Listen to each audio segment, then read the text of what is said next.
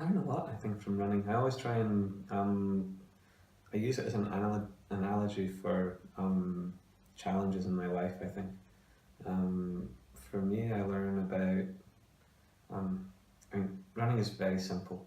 All you're doing is putting one leg in front of another, just a bit faster than walking and doing it for a long time.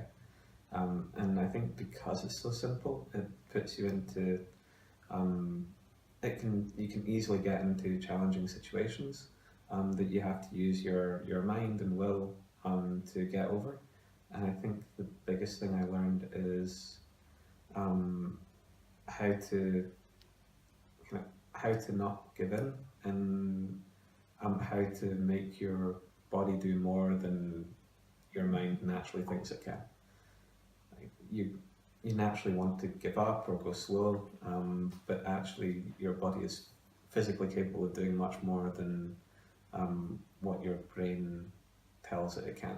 So you just have to kind of switch into the mode of actively thinking, consciously thinking, and tell your body to shut up and stop whining, and push it harder. And that I kind of use when I'm in work or in life. If I have a challenging situation and the natural feeling is to give up, or to take the easy way out, then I kind of use the same sort of trick to stop thinking with the natural reactive part of my mind, and try and switch on the kind of analytical, thoughtful part, and make myself do the hard thing, do it the hard way, because I think that way we grow and develop more, and often um, avoid a lot of problems which can be built up from not taking the more difficult way. A lot. I mean, running gives me a lot in general, but what specifically do I learn? I think in a lot of ways, you actually said it today, running is kind of a metaphor for life. Running can get quite competitive, especially if you're doing races and you're trying to beat someone else or what have you. I always, as much fun as it is to race against other people and things like that, there's always going to be someone that's faster than you, there's always going to be someone that's slower than you. And what's important in running is that you focus on yourself. You focus on being a better runner, on improving your times and running more efficiently. Okay, there comes a point where you can't run any faster, and then you need to find another way to enjoy running, which is also possible. But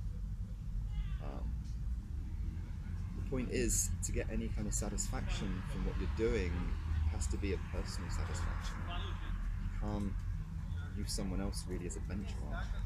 So on, say my goal is to beat Andy, right? In 9 races out of 10, he's going to beat me. Probably 99 out of 100, actually.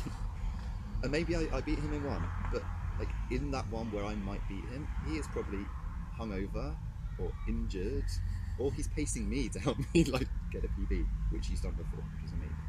So like